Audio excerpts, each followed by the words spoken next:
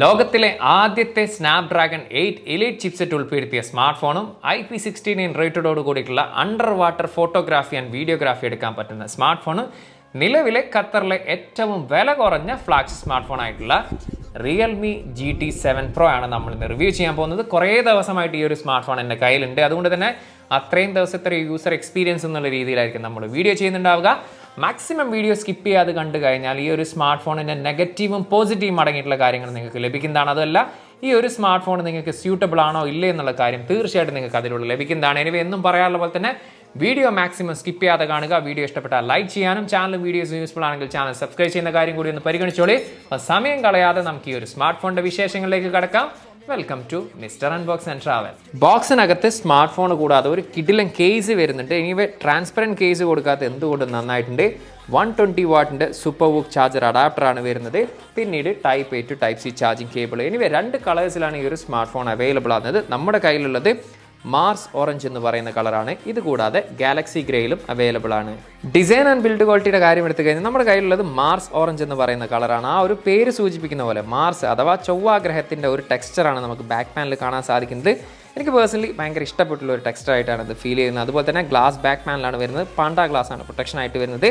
Camera മൊഡ്യൂളിൻ്റെ side ഭാഗത്തായിട്ട് നമുക്കൊരു ചെറിയൊരു അലൂമിനിയം ഫീൽ നൽകുന്ന ഒരു ഫ്രെയിം കാണാൻ സാധിക്കുന്നുണ്ട്. അത് തന്നെ ബോഡിയോട് ബ്ലെൻഡായിട്ട് നിൽക്കുന്ന ഒരു ഫീലാണ് നമുക്ക് നൽകുന്നത്. ക്യാമറ മൊഡ്യൂൾ അത്യാവശ്യം ഒരു ഭംഗിയായിട്ട് തന്നെ ഫീൽ ചെയ്യുന്നുണ്ട്. അതുപോലെ തന്നെ അലൂമിനിയമാണ് ബോഡി ഫ്രെയിമായിട്ട് വരുന്നത്. 8.6 mm ആണ് ബോഡി തിക്നെസ്. 223 ഗ്രാമാണ് ഇതിൻ്റെ ബോഡി വെയിറ്റ് വരുന്നത്. എനിവേ റൈറ്റ് സൈഡിലാണ് പവർ ബട്ടണും വോളിയം റോക്കേഴ്സും വരുന്നത്. മുകൾ വശത്തായിട്ട് നമുക്ക് നോയ്സ് ക്യാൻസലേഷൻ മൈക്ക് അതുപോലെ തന്നെ സെക്കൻഡറി സ്പീക്കർ ഗ്രില്ല് കാണാൻ സാധിക്കും. ലെഫ്റ്റ് സൈഡ് കംപ്ലീറ്റ് ബ്ലാങ്ക് ആണ്. താഴ്വശത്താണ് സിം ട്രേ യൂസ് ചെയ്തിരിക്കുന്നത്. ഒരേ സമയം 2 നാനോ സിം കാർഡാണ് യൂസ് ചെയ്യാൻ സാധിക്കുക. മെമ്മറി കാർഡ് ഓപ്ഷൻ ഇല്ല. Internal mic, type C charging port, speaker grill, ഇത്രയും കാര്യങ്ങളാണ് നമുക്ക് ഒറ്റ നോട്ടത്തിൽ ഡിസൈനിൽ കാണാൻ സാധിക്കുന്നത്. ഇതുകൂടാതെ IP68 ആൻഡ് 69 റേറ്റഡോട് കൂടിയിട്ടുള്ള water and dust resistance smart phone കൂടിയാണ്. ഇപ്പോൾ ഇതൊരു ഫ്ലാഗ്ഷിപ്പ് സ്മാർട്ട് ഫോൺ ആയതുകൊണ്ട് തന്നെ ഡിസൈനിലും ബിൽഡ് ക്വാളിറ്റിയിലും ശരിക്കും ഒരു പ്രീമിയം ഫീൽ തന്നെ നമുക്ക് ലഭിച്ചിട്ടുണ്ട്. ഈ ഒരു സ്മാർട്ട് ഫോണിന്റെ സ്പെസിഫിക്കേഷൻ ഡീറ്റെയിൽസ് പറയുന്നതിന് മുമ്പ് നമ്മുടെ കയ്യിലുള്ള സ്മാർട്ട് ഫോൺ ഗ്ലോബൽ വേരിയന്റ് ആണ്. അഥവാ ഈ ഒരു ഗൾഫ് രാജ്യങ്ങളിലൊക്കെ ലഭിക്കുന്ന സ്മാർട്ട് ഫോണാണ്. ഇന്ത്യൻ വേരിയന്റ് അല്ല. അതുകൊണ്ട് തന്നെ സ്പെസിഫിക്കേഷനിൽ ചെറുതായിട്ടുള്ള വ്യത്യാസങ്ങളും കാര്യങ്ങളുണ്ട്. എസ്പെഷ്യലി ബാറ്ററിയുടെ സൈഡിൽ ചെറുതായിട്ടുള്ള വ്യത്യാസവും കാര്യങ്ങളൊക്കെ ഉണ്ട്. അപ്പോൾ അതൊക്കെ ഓർത്തുകൊണ്ട് മാത്രം ഈ ഒരു വീഡിയോ മുമ്പോട്ട് കാണുക. എനിവേ ഡിസ്പ്ലേയുടെ സൈഡിലേക്ക് വന്നു കഴിഞ്ഞാൽ 6.78 ഇഞ്ചിൻ്റെ MOLED ഡിസ്പ്ലേ ആണ്. കേർവ്ഡ് ഡിസ്പ്ലേ എന്നും പറയാൻ സാധിക്കില്ല, കംപ്ലീറ്റ് ഫ്ലാറ്റ് എന്നും പറയാൻ സാധിക്കാത്ത തരത്തിലുള്ള ചെറുതായിട്ടുള്ളൊരു 2.5D കേർവ്ഡ് ഡിസ്പ്ലേ എന്ന് പറയാൻ സാധിക്കും. അതുപോലെ തന്നെ 1.5K റെസൊല്യൂഷനോട് കൂടിയിട്ടുള്ള ഡിസ്പ്ലേ ആണ്. LTPO ഡിസ്പ്ലേ ആണ്. 1 Hz മുതൽ 120 Hz എന്നുള്ള രീതിയിൽ കോർണിംഗ് ഗോറില്ല ഗ്ലാസിൻ്റെ 7i ആണ് പ്രൊട്ടക്ഷനായിട്ട് യൂസ് ചെയ്തിരിക്കുന്നത്. പക്ഷേ ഈ ഒരു സ്മാർട്ട് ഫോണിൻ്റെ ഏറ്റവും ഹൈലൈറ്റ് ആയിട്ട് എടുത്ത് പറയേണ്ട കാര്യം എന്ന് പറയുന്നത് പീക്ക് ബ്രൈറ്റ്നസ് ലെവലാണ്. അതായത് 2000 നിറ്റ്സ് ആണ് ഇതിൻ്റെ ഹൈ ബ്രൈറ്റ്നസ് മോഡെങ്കിൽ 6500 നിറ്റ്സ് ആണ് ഇതിൻ്റെ പീക്ക് ബ്രൈറ്റ്നസ് മോഡ് എന്ന് പറയുന്നത്. അതായത് നമ്മുടെ സാധാരണ ലൈഫിലുള്ള സെനേരിയോസിലൊന്നും നമുക്ക് അത്രയും ബ്രൈറ്റ് ആയിട്ടുള്ള സിറ്റുവേഷൻസ് വരാറില്ല. പക്ഷേ ചില HDR കണ്ടന്റിലൊക്കെ ഒരുപക്ഷെ അത് യൂസ്ഫുൾ ആവുന്നതാണ്. അതുകൊണ്ട് തന്നെ വെളിയിലൊക്കെ പോയാൽ തന്നെ എത്ര ബ്രൈറ്റ് ആയിട്ടുള്ള സിറ്റുവേഷനിലാണെങ്കിലും കാര്യങ്ങളൊക്കെ നമുക്ക് നല്ല രീതിയിൽ തന്നെ റീഡ് ചെയ്യാൻ സാധിക്കുന്നുണ്ട്. അതുപോലെ തന്നെ HDR10+ ഡോൾബി വിഷനും ഇതിൽ സപ്പോർട്ടാണ്. 450 പിക്സൽ പെർ ഇഞ്ചാണ് ഇതിൻ്റെ ഡെൻസിറ്റി വരുന്നത്. നല്ല ഷാർപ്പായിട്ടുള്ള ഡിസ്പ്ലേ ആണെന്ന് പറയാം. അതുപോലെ തന്നെ വൈബ്രൻ്റ് ആയിട്ടുള്ള കളേഴ്സാണ് കാണാൻ സാധിക്കുന്നത്. ഓവറോൾ ഡിസ്പ്ലേ ക്വാളിറ്റി വൈസ് പറയാനാണെങ്കിൽ ആ ഒരു ഫ്ലാഗ്ഷിപ്പ് ലെവൽ എക്സ്പീരിയൻസ് തന്നെ നമുക്കിതിൽ ആസ്വദിക്കാൻ സാധിച്ചിട്ടുണ്ട്. കോൾകോം സ്നാപ്ഡ്രാഗൺ 8 എലൈറ്റ് ആദ്യമായിട്ട് ഉൾപ്പെടുത്തിയ സ്മാർട്ട് ഫോണാണിത്. 3 നാനോമീറ്റർ ടെക്നോളജിയിൽ ഒക്ടാകോറിൽ 4.32 GHz ആണ്. ക്ലോക്ക് സ്പീഡ് അഡ്രീനോ 830 ആണ് ഇതിൽ ഉപയോഗിച്ചിരിക്കുന്നത് GPU. എനിവേ ഖത്തറിൽ ഒരൊറ്റ മെമ്മറി വേരിയൻ്റാണ് അവൈലബിൾ ആകുന്നത്. 12GB റാമിൽ 512GB എന്ന് പറയുന്നതിൽ മെമ്മറി കാർഡ് ഇടാൻ ഒരു ഓപ്ഷൻ ഇല്ല. LPDDR5X ആണ് റാം ടൈപ്പ് വരുന്നത്. UFS സ്റ്റോറേജ് ടൈപ്പ് വരുന്നത് 4.0 ആണ്. പെർഫോമൻസ് സൈഡിൽ പറയാനാണെങ്കിൽ നമുക്കറിയാം ഇപ്പോൾ നിലവിൽ കുറേ 8 എലൈറ്റ് ചിപ്സെറ്റ് ഉൾപ്പെടുന്ന സ്മാർട്ട് ഫോൺ ഇറങ്ങിയിട്ടുണ്ട്. എല്ലാം ഗംഭീരമായിട്ടുള്ള പെർഫോമൻസ് കാഴ്ചവെക്കുന്ന സ്മാർട്ട് ഫോണാണ്. അതുപോലെ തന്നെയാണ് പെർഫോമൻസ് സൈഡിൽ യാതൊരു ഇഷ്യൂസും ഇല്ല. നല്ല ഫാസ്റ്റ് ആൻഡ് സ്മൂത്ത് ആയിട്ട് തന്നെ നമുക്ക് ഈ ഒരു സ്മാർട്ട് ഫോൺ യൂസ് ചെയ്യാൻ സാധിച്ചിട്ടുണ്ട്. പവർഫുൾ സ്മാർട്ട് ഫോൺ എന്നുള്ള രീതിയിൽ തന്നെ പെർഫോമൻസ് സൈഡ് എനിക്ക് ഫീൽ ചെയ്തിട്ടുണ്ട്. അതുപോലെ തന്നെ കണക്ടിവിറ്റിയുടെ സൈഡിലേക്ക് വന്നു കഴിഞ്ഞാൽ ഡ്യുവൽ 5G ബാൻഡ് ഇതിൽ സപ്പോർട്ടാണ്. 14ഓളം 5G ബാൻഡ് ഇതിൽ സപ്പോർട്ടാണ്. ഡ്യുവൽ 4G LTE ഇതിൽ സപ്പോർട്ടാണ്. വൈഫൈ വരുന്നത് 7 ആണ് വരുന്നത്. ബ്ലൂടൂത്തിൻ്റെ 5.4 ആണ് വരുന്നത്. അതുപോലെ തന്നെ NFC ഇതിൽ സപ്പോർട്ടാണ്. IR ബ്ലാസ്റ്ററും ഈ ഒരു സ്മാർട്ട് ഫോണിൽ സപ്പോർട്ടാണ്. ആൻഡ്രോയിഡ് 15ലാണ് ഈ ഒരു സ്മാർട്ട് ഫോൺ പ്രവർത്തിക്കുന്നത്. റിയൽമി UI വരുന്നത് 6.0 ആണ്. 3 വർഷത്തെ സോഫ്റ്റ്വെയർ അപ്ഡേറ്റും 4 വർഷത്തെ സെക്യൂരിറ്റി പാച്ച് അപ്ഡേറ്റ് ആണ് കമ്പനി പ്രോമിസ് ചെയ്തിരിക്കുന്നത്. എനിവേ സോഫ്റ്റ്വെയർ സൈഡിലേക്ക് വന്നു കഴിഞ്ഞാൽ പേഴ്സണലി ഞാൻ അത്ര വലിയ ഫാനല്ല ഈ ഒരു റിയൽമിയുടെ UIൻ്റെത്. പക്ഷേ നമുക്കിതിൽ വേണ്ട രീതിയിൽ കസ്റ്റമൈസും കാര്യങ്ങളൊക്കെ ചെയ്ത് കഴിഞ്ഞാൽ കുറച്ചും കൂടി ഒരു ഭംഗിയായിട്ട് നമുക്ക് ഇഷ്ടമുള്ള രീതിയിൽ ഇതിൽ പല ഐക്കൺസ് കാര്യങ്ങളൊക്കെ മാറ്റിയെടുക്കാൻ സാധിക്കുന്നതാണ്. അതുപോലെ തന്നെ ഗൂഗിൾ ജെമിനി ഉൾപ്പെടെയുള്ള ഒട്ടനവധി AI ഫീച്ചേഴ്സ്, AI സ്റ്റുഡിയോ പോലുള്ള ചില ഫീച്ചേഴ്സും കാര്യങ്ങളൊക്കെ നമുക്കിതിൽ ലഭ്യമാകുന്നതുമാണ്. പക്ഷേ നമുക്ക് പറയത്തക്ക രീതിയിലുള്ള ബ്ലോട്ടേഴ്സോ കാര്യങ്ങളൊന്നുമില്ല. 1-2 ഉള്ളത് വേണ്ടെങ്കിൽ നമുക്ക് അൺഇൻസ്റ്റാൾ ചെയ്യാൻ സാധിക്കുന്നതാണ്. ഒരു നീറ്റ് ആൻഡ് ക്ലീൻ ആയിട്ടുള്ള ഒരു യൂസർ ഇൻ്റർഫേസ് എന്നുള്ള രീതിയിലാണ് സോഫ്റ്റ്വെയർ സൈഡിലും എനിക്ക് ഫീൽ ചെയ്തിട്ടുള്ളത്. പക്ഷേ നല്ല രീതിയിൽ തന്നെ യാതൊരു ഇഷ്യൂസോ കാര്യങ്ങളൊന്നും ഇല്ലാതെ നല്ല സൂപ്പർ സ്മൂത്ത് ആയിട്ട് തന്നെ ഈ ഒരു സ്മാർട്ട് ഫോൺ എനിക്ക് യൂസ് ചെയ്യാൻ സാധിച്ചിട്ടുണ്ട്. ബാറ്ററിയുടെ കാര്യമാണ് ഇതിൽ ഏറ്റവും ഹൈലൈറ്റ് ആയിട്ട് എടുത്ത് പറയേണ്ടതായിട്ട് എനിക്ക് ഫീൽ ചെയ്തത്. 6500 mAh എന്ന് പറയുന്ന ഹ്യൂജ് ബാറ്ററിയാണ് ഈ ഒരു സ്മാർട്ട് ഫോണിൽ യൂസ് ചെയ്തിരിക്കുന്നത്. കാർബൺ സിലിക്കൺ ബാറ്ററിയാണ്. അതുകൊണ്ട് തന്നെ ഈ ഒരു തിക്നെസ്സിലും അത്രയും വലിയ കപ്പാസിറ്റി അവർക്ക് ഉൾപ്പെടുത്താൻ സാധിച്ചിട്ടുണ്ട്. എനിവേ 120 വാട്ടിൻ്റെ സൂപ്പർ വൂക്ക് ചാർജറാണ് ഇതിൻ്റെ കൂടെ ലഭിക്കുന്നത്. അത് ഉപയോഗിച്ചുകൊണ്ട് 0 to 100 ഏകദേശം 37 to 40 മിനിറ്റ്സ് കൊണ്ട് ഈ ഒരു സ്മാർട്ട് ഫോൺ ഫുൾ ചെയ്യാൻ സാധിക്കുന്നതാണ്.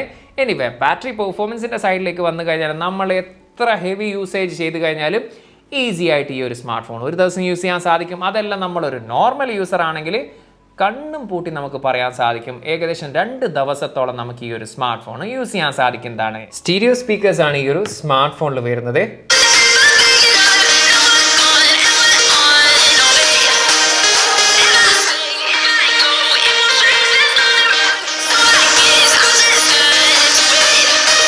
സ്റ്റീരിയോ സ്പീക്കേഴ്സ് ആയതുകൊണ്ട് തന്നെ നല്ല രീതിയിലുള്ള ഒരു ലൗഡി സ്പീക്കർ ക്വാളിറ്റിയാണ് വരുന്നത്. അതുപോലെ തന്നെ ഒരു crystal clear sound output quality എന്നുള്ള രീതിയിലാണ് ഫീൽ ചെയ്തിട്ടുള്ളത്. ഇൻ ഡിസ്പ്ലേ ഫിംഗർ പ്രിന്റ് സ്കാനറാണ്. അൾട്രാസോണിക് ആണ് സെൻസർ യൂസ് ചെയ്തിരിക്കുന്നത്. അതുകൊണ്ട് തന്നെ വളരെ സോഫ്റ്റ് ടച്ചിലൂടെ തന്നെ നമുക്കിതിൽ ഫിംഗർ ലോക്ക് വർക്ക് ചെയ്യാൻ കാണാൻ സാധിക്കുന്നുണ്ട്. വളരെ ആക്യുറേറ്റ് കൂടിയാണ്.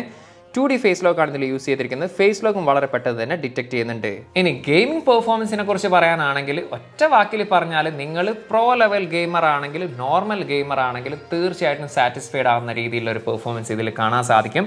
എസ്പെഷ്യലി ഞാനിതിൽ കോൾ ഓഫ് ഡ്യൂട്ടിയാണ് കളിച്ചിട്ടുള്ളത്. ഏകദേശം 1 മണിക്കൂറോളം ഞാനിതിൽ കളിച്ചിട്ടുണ്ട്. നോർമലി ഞാനൊരു 30 to 45 മിനിറ്റ്സ് എന്നുള്ള രീതിയിലാണ് കളിക്കാറുണ്ടെങ്കിൽ ഇത്രയും നേരം കളിക്കാനുള്ള ഒരു റീസൺ എന്ന് പറയുന്നത് ഇതിൽ വേപ്പർ ചേമ്പർ കൂളിംഗ് സിസ്റ്റം ഉൾപ്പെടുത്തിയത് തന്നെ എനിക്ക് ഹീറ്റിംഗ് ഇഷ്യൂ ഫേസ് ചെയ്യേണ്ടി വന്നിട്ടില്ല എന്നത് മാത്രമല്ല ഈവൻ വാം എന്നുള്ള രീതിയിൽ പോലും എനിക്ക് ഫേസ് ചെയ്യേണ്ടി വന്നിട്ടില്ല. യാതൊരു തരത്തിലുള്ള ഫ്രെയിം ഡ്രോപ്പ് ഇഷ്യൂ അല്ലെങ്കിൽ ലാഗ് ഇഷ്യൂ കാര്യങ്ങളൊന്നും ഇല്ലാതെ നല്ല സൂപ്പർ സ്മൂത്ത് ആയിട്ട് ഗെയിം ഇതിൽ കളിക്കാൻ സാധിച്ചിട്ടുണ്ട്. ഓഡിയോയുടെ ക്വാളിറ്റി ആണെങ്കിലും ഗ്രാഫിക്സ് ക്വാളിറ്റി ആണെങ്കിലും ഡിസ്പ്ലേ ക്വാളിറ്റി ഒക്കെ ആണെങ്കിലും ഗംഭീരം എന്നുള്ള രീതിയിൽ തന്നെയാണ് എനിക്ക് ഫീൽ ചെയ്തിട്ടുള്ളത്. അപ്പോൾ ഗെയിമേഴ്സിനെ സംബന്ധിച്ചിടത്തോളം പറയാനാണെങ്കിൽ ഒരു തരത്തിലുള്ള ഡിസാറ്റിസ്ഫാക്ഷൻ ഇതിൽ ലഭിക്കില്ല. അതേ സമയത്ത് തന്നെ നമുക്ക് ഗംഭീരമായിട്ടുള്ള രീതിയിലുള്ള ഒരു ഗെയിമിംഗ് പെർഫോമൻസ് തന്നെ നമുക്കിതിൽ ആസ്വദിക്കാൻ സാധിക്കുന്നതാണ്.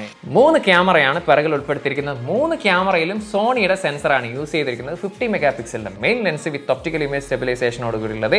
സോണി IMX906 ആണ് സെൻസറായിട്ട് യൂസ് ചെയ്തിരിക്കുന്നത്. 50 മെഗാ പിക്സലിന്റെ തന്നെ telephoto lens with 3x optical സൂമും 120x ഡിജിറ്റൽ സൂമോട് കൂടിയിട്ടുള്ളത്. OIS അതിലും സപ്പോർട്ടാണ്.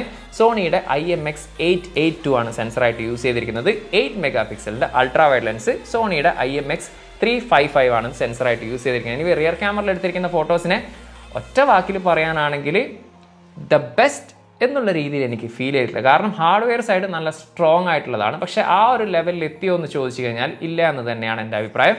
ഒരു പക്ഷേ ഫ്യൂച്ചറിലെ സോഫ്റ്റ്വെയർ അപ്ഡേറ്റിലൂടെ ഒരു പക്ഷേ അവരത് കുറച്ചും കൂടി ബെറ്റർ ആക്കുന്നതായിരിക്കും. ഇനി ഓവറോൾ പറയാനാണെങ്കിൽ ഡയറക്റ്റ് പെർഫോമൻസ് അത്യാവശ്യം നല്ല രീതിയിൽ തന്നെ എനിക്ക് തോന്നിയിട്ടുണ്ട്. അതുപോലെ തന്നെ ഡീറ്റെയിൽസും കാര്യങ്ങളൊക്കെ നല്ല രീതിയിൽ തന്നെ കാണാൻ സാധിക്കുന്നുണ്ട്. ചില സെനോറിയത്തിൽ ഇത്തിരി സോഫ്റ്റ്നെസ് ആയിട്ട് ഫീൽ ചെയ്യുന്നുണ്ട്. അതുപോലെ തന്നെ കളേഴ്സൊക്കെ ഒരു ഇത്തിരി സാച്ചുറേറ്റഡ് എന്നുള്ള രീതിയിലാണ് ഫീൽ ചെയ്യുന്നത്. പക്ഷേ ഡയറക്റ്റ് പെർഫോമൻസ് നല്ലതാണ്. HDR പെർഫോമൻസ് നല്ല രീതിയിൽ തന്നെ കാണാൻ സാധിച്ചിട്ടുണ്ട്. ഈവൻ പോർട്രേറ്റ് ഫോട്ടോസ് നല്ല രീതിയിൽ തന്നെ കാണാൻ സാധിക്കുന്നുണ്ട്. അതുപോലെ തന്നെ മാക്രോ ഒരു ഫോട്ടോഗ്രാഫിയും അത്യാവശ്യം നല്ല രീതിയിൽ തന്നെ കാണാൻ സാധിക്കുന്നുണ്ട്. നൈറ്റ് ഫോട്ടോഗ്രാഫിയുടെ കാര്യത്തിലും ആർട്ടിഫിഷ്യൽ ലൈറ്റിംഗ് കണ്ടീഷനിലാണെങ്കിൽ സൂപ്പർബായിട്ടുള്ള ഫോട്ടോ എന്നുള്ള രീതിയിൽ തന്നെ എനിക്ക് ഫീൽ ചെയ്യുന്നുണ്ട്. അതുപോലെ അൾട്രാ വൈഡ് ലെൻസിൽ എടുത്തിരിക്കുന്നത് 8 മെഗാ പിക്സൽ ആയതുകൊണ്ട് തന്നെ അത്ര ഗംഭീരം എന്നുള്ള രീതിയിൽ എനിക്ക് ഫീൽ ചെയ്തിട്ടില്ല. കുഴപ്പമില്ലാത്ത രീതിയിലുള്ള ഒരു ഫോട്ടോസ് എന്നുള്ള രീതിയിൽ മാത്രമാണ് എനിക്ക് ഫീൽ ചെയ്തിട്ടുള്ളത്. ടെലിഫോട്ടോ ലെൻസിൻ്റെ കാര്യം എടുത്തു കഴിഞ്ഞാൽ പോർട്രേറ്റ് ഫോട്ടോസ് അത്യാവശ്യം നല്ല രീതിയിൽ തന്നെ എസ്പെഷ്യലി ഹ്യൂമൻ പോർട്രേറ്റിൻ്റെ കാര്യത്തിൽ പറയുകയാണെങ്കിൽ നമ്മുടെ ആ ഒരു ബാക്ക്ഗ്രൗണ്ടിൽ ആ ഒരു ബൊക്കെ എഫക്റ്റും അതുപോലെ തന്നെ എഡ്ജ് ഡിറ്റക്ഷനൊക്കെ ഓൾമോസ്റ്റ് പെർഫെക്റ്റ് എന്നുള്ള രീതിയിൽ അത്യാവശ്യം നല്ല ക്വാളിറ്റിയും ഡീറ്റെയിൽസും എനിക്ക് പോർട്രേറ്റ് ഫോട്ടോസിൽ കാണാൻ സാധിക്കുന്നുണ്ട്. HDR പെർഫോമൻസ് നല്ല രീതിയിൽ തന്നെ കാണാൻ സാധിച്ചിട്ടുണ്ട്. അതുപോലെ തന്നെ ഡയലക്ട് പെർഫോമൻസ് നല്ല രീതിയിൽ തന്നെ കാണാൻ സാധിക്കുന്നുണ്ട്. ഈവൻ ആർട്ടിഫിഷ്യൽ ലൈറ്റിംഗ് കണ്ടീഷൻ ആണെങ്കിൽ നൈറ്റ് ഫോട്ടോഗ്രാഫി നല്ലതാണ്. ഈവൻ മാക്രോ രീതിയിൽ എടുക്കുന്ന ഫോട്ടോസും നല്ല രീതിയിൽ തന്നെ എനിക്ക് ഫീൽ ചെയ്തിട്ടുണ്ട്. അപ്പോൾ റിയർ ക്യാമറ വൈസ് ഒരു സൂപ്പർ ക്യാമറ എന്നുള്ള രീതിയിൽ എനിക്ക് ഫീൽ ചെയ്തിട്ടുണ്ട്. പക്ഷേ സെൽഫി ക്യാമറയുടെ കാര്യം എടുത്തു കഴിഞ്ഞാൽ 16 മെഗാ പിക്സലിൻ്റെ സെൽഫി ക്യാമറയാണ് യൂസ് ചെയ്തിരിക്കുന്നത്. സെൽഫി ഫോട്ടോസും മിക്ക സമയത്തും അല്ലെങ്കിൽ ഒരു 95% സമയത്തും നമുക്ക് നല്ല ഡീറ്റെയിൽസും കാര്യങ്ങളുള്ള ഫോട്ടോസും നമുക്ക് നൽകുന്നുണ്ട്. പക്ഷേ ചില സെനേരിയോസിൽ ചെറുതായിട്ടൊരു സ്ട്രഗിളായിട്ട് ഫീൽ ചെയ്യുന്നുണ്ട്. ചില ഡീറ്റെയിൽസും കാര്യങ്ങളും ഒരല്പം കുറവായിട്ട് ഫീൽ ചെയ്യുന്നുണ്ട്. പക്ഷേ ഡേലൈറ്റ് ഫോട്ടോസ് നല്ല രീതിയിൽ തന്നെ കാണാൻ സാധിക്കുന്നത്. അതുപോലെ തന്നെ പോർട്രേറ്റ് ഫോട്ടോസും അത്യാവശ്യം നല്ല രീതിയിൽ തന്നെ കാണാൻ സാധിക്കുന്നത്. ഡീറ്റെയിൽസും കാര്യങ്ങളൊക്കെ നമുക്ക് പോർട്രേറ്റിലും കാണാൻ സാധിക്കുന്നുണ്ട്.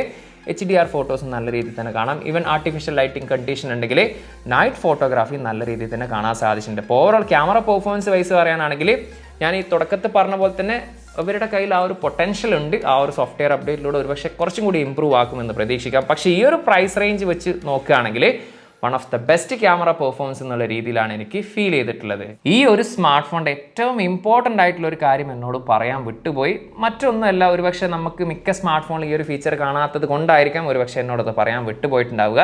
അതായത് നമുക്ക് നല്ല രീതിയിലുള്ള under water photography and videography ഈ ഒരു സ്മാർട്ട് ഫോണിൽ എടുക്കാൻ സാധിക്കുമെന്നതാണ്. അപ് ടു 2 meters 30 minutes വരെ നമുക്കിത് വെള്ളത്തിൽ യൂസ് ചെയ്യാൻ സാധിക്കും. പക്ഷേ ഞാൻ പറഞ്ഞു എന്ന് പറഞ്ഞുകൊണ്ട് വെള്ളത്തിൽ പോയിട്ട് എന്തെങ്കിലും ഇഷ്യൂസോ കാര്യങ്ങളോ വന്നാൽ കമ്പനി പോലും റെസ്പോൺസിബിൾ അല്ല എന്ന കാര്യം കൂടി ഓർക്കുക. പക്ഷേ ഞാൻ ഈ ഒരു സ്റ്റുഡിയോ സെറ്റപ്പിൽ ആ ഒരു ടെസ്റ്റും കാര്യമൊക്കെ നടത്തിയ സമയത്ത് ഒരു ഇഷ്യൂവും എൻ്റെ ഈ ഒരു സ്മാർട്ട് ഫോണിൽ വന്നിട്ടില്ല. അത്യാവശ്യം നല്ല രീതിയിലുള്ള ഫോട്ടോസും വീഡിയോഗ്രാഫും എടുക്കാൻ സാധിച്ചിട്ടുണ്ട്.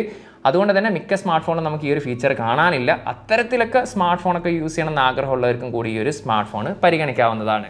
റിയർ ക്യാമറ വീഡിയോ ഫുട്ടേജ് ആണ്. 4K 60 frames/second നമ്മളിപ്പോൾ ഷൂട്ട് ചെയ്യുന്നത്. ഇതിൽ ആക്ച്വലി 8K 24 frames/second ആണ് മാക്സിമം വീഡിയോ റെസൊല്യൂഷന്.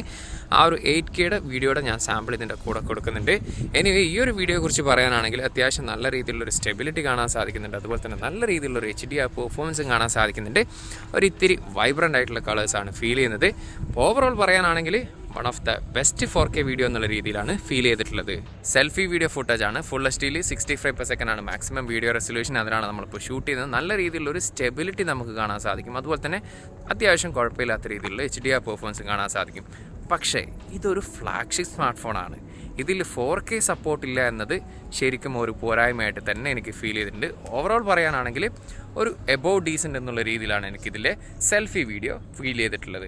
ഈ ഒരു സ്മാർട്ട് ഫോണിൻ്റെ പ്രൈസ് ഇവിടെ ഖത്തറിൽ വരുന്നത് 12GB + 512GB എന്ന് പറയുന്ന ഒരൊറ്റ മെമ്മറി വേരിയൻ്റ് ആണ് നിലവിൽ അവൈലബിൾ ആകുന്നത്. 2999 ഖത്തർ റിയാലാണ്. ഒഫീഷ്യലി പ്രൈസ് വരുന്നത് ഏകദേശം ഇന്ത്യയുടെ 69,000+ ആണ് വരുന്നത്. എനിവേ ഓവറോൾ ഈ ഒരു സ്മാർട്ട് ഫോണിനെ കുറിച്ച് പറയാനാണെങ്കിൽ ഒരുപാട് പോസിറ്റീവ് അടങ്ങിയിട്ടുള്ളൊരു സ്മാർട്ട് ഫോണാണ്. എസ്പെഷ്യലി ബാറ്ററി ലൈഫ് ഗംഭീരമാണെന്ന് പറയാൻ സാധിക്കും. അതുപോലെ തന്നെ ഡിസ്പ്ലേ ക്വാളിറ്റി സൂപ്പർബാണ്. അതുപോലെ തന്നെ സ്റ്റീരിയോ സ്പീക്കർ ക്വാളിറ്റി നല്ലതാണ്. ഈവൻ ഗെയിമിംഗ് പെർഫോമൻസ് ഒക്കെ വേറെ ലെവൽ എന്നുള്ള രീതിയിൽ നമുക്കിതിൽ ഫീൽ ചെയ്യും. അതുപോലെ തന്നെ ക്യാമറ പെർഫോമൻസും അത്യാവശ്യം കുഴപ്പമില്ലാത്ത രീതിയിൽ നമുക്കിതിൽ കാണാൻ സാധിക്കുന്നുണ്ട്. പക്ഷേ എടുത്തു പറയേണ്ട 2 പോരായ്മ എന്ന് പറയുന്നത് ഒന്ന് വയർലെസ് ചാർജിങ് ഇതിൽ സപ്പോർട്ടല്ല എന്നതും, അതുപോലെ തന്നെ സെൽഫിയിൽ നമുക്ക് 4K വീഡിയോ ഷൂട്ട് ചെയ്യാൻ സാധിക്കില്ല എന്നതാണ്. അതർവൈസ് നോക്കുകയാണെങ്കിൽ ഈ ഒരു പ്രൈസിൽ നമുക്ക് ഒരു ഡീസൻ്റ് ആയിട്ടുള്ള സ്മാർട്ട് ഫോൺ എന്നുള്ള രീതിയിൽ പരിഗണിക്കാൻ പറ്റുന്നതാണ്. എസ്പെഷ്യലി ഗെയിമേഴ്സിനൊക്കെ പക്ക എൻ്റർടൈൻമെൻറ്റ് എന്നുള്ള രീതിയിൽ നമുക്കിത് സ്യൂട്ടബിൾ ആയിട്ടുള്ള ഒരു സ്മാർട്ട് ഫോൺ എന്നുള്ള രീതിയിൽ തന്നെ പറയാൻ സാധിക്കും. ഇപ്പോൾ റിയൽമി സ്മാർട്ട് ഫോൺ ഇഷ്ടപ്പെടുന്ന ആളുകളാണെങ്കിലും താരതമ്യേന വില കുറഞ്ഞ ഫ്ലാഗ്ഷിപ്പ് സ്മാർട്ട് ഫോൺ യൂസ് ചെയ്യാൻ ആഗ്രഹിക്കുന്നവരാണെങ്കിലും അതുപോലെ ഞാൻ ഈ പറഞ്ഞ പോരായ്മയൊന്നും വലിയ കുഴപ്പമില്ല എന്നുള്ള തരത്തിലുള്ള ആളുകളൊക്കെ ആണെങ്കിൽ തീർച്ചയായിട്ടും പരിഗണിക്കാൻ പറ്റുന്ന ഒരു കിഡിലൻ സ്മാർട്ട് ഫോൺ തന്നെയാണ് ഈ ഒരു Realme GT7 Pro എന്നത്. എനിവേ എന്താണ് നിങ്ങൾക്ക് ഈ ഒരു സ്മാർട്ട് ഫോണിനെ കുറിച്ച് ഫീൽ ചെയ്തിട്ടുള്ളത്? ആ ഒരു കാര്യം ദയവ് ചെയ്തൊന്ന് കമൻറ്റ് ചെയ്യുക. ടെക് സംബന്ധമായിട്ടുള്ള സംശയങ്ങൾ കാര്യങ്ങളുണ്ടെങ്കിൽ ഇൻസ്റ്റാഗ്രാമിൻ്റെ ഫേസ്ബുക്കിൻ്റെ ലിങ്ക് ഡിസ്ക്രിപ്ഷനിലുണ്ട്. അവിടെ നിങ്ങൾക്ക് മെസ്സേജ് അയച്ച് ചോദിക്കാവുന്നതാണ്. ചാനൽ വീഡിയോസ് യൂസ്ഫുൾ ആണെങ്കിൽ ചാനൽ സബ്സ്ക്രൈബ് ചെയ്യുന്ന കാര്യം കൂടി ഒന്ന് പരിഗണിച്ചോളി. അപ്പം മറ്റൊരു പുതിയൊരു വീഡിയോയിൽ കാണാമെന്ന പ്രതീക്ഷയിൽ തൽക്കാലം ഞാൻ ഇവിടെ പറയുന്നു. സെയ്ദ് ഇർഷാദ്.